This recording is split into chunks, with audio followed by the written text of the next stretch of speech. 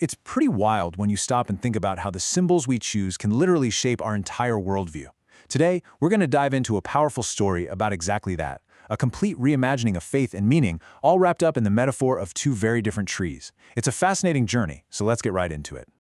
Our story kicks off with this incredibly powerful, almost final statement. All that dies must make way. Wow, there's a real weight to that, isn't there? It feels like a law of nature. Things end, they rot, they fall apart.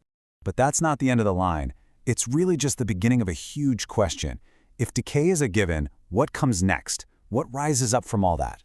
And that's exactly where we find ourselves, right in the middle of a clash between two totally different answers. So the first answer to that question is this radical pivot, a complete 180, really.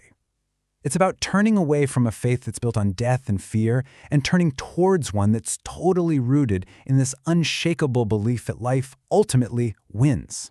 And here is the core idea, right here. The God that rots must fall for the tree that lives forever. You see, the God that rots is this symbol for a worldview that's obsessed with fear and decay. And it has to be replaced by something permanent, something that actually lasts. This isn't just swapping one deity for another. It's a fundamental shift from a faith based on death to one that just joyfully shouts, life. This slide really brings our two main characters, if you will, into focus. On one side, you've got the oak. It's the symbol of an old, scary god, and it's totally vulnerable to rot and the axe. But on the other side, you have the evergreen, a symbol of hope, of life's victory, standing green and proud even in the dead of winter. It's a really stark contrast between death and eternal life.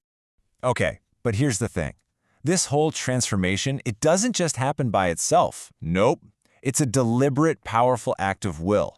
It's about consciously deciding to create hope right in the place where fear used to live. This quote just says it all. When one tears down a symbol of fear, one must create a symbol of hope. See, it's not enough to just get rid of the old scary thing. You have to actively build something new and better in its place.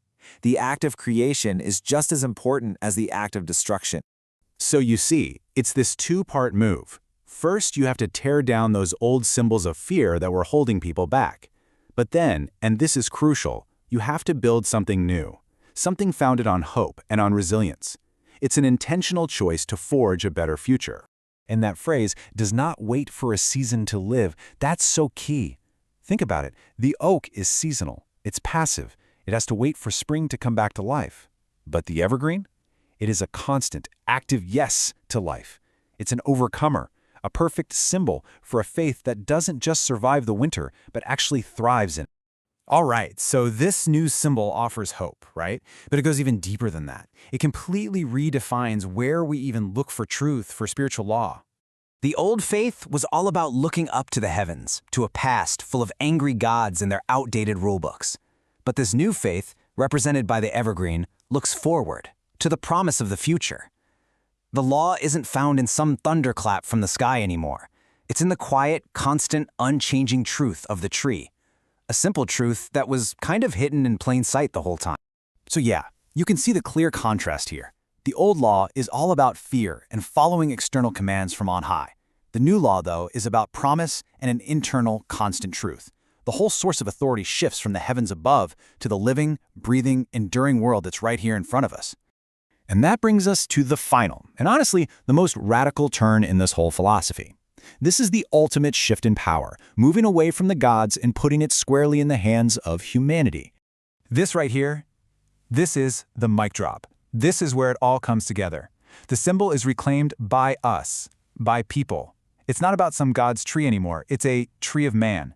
And what that really means is that it represents our unique power, unlike the passive, repeating cycles of nature, to choose our own meaning, our own destiny, our own eternity.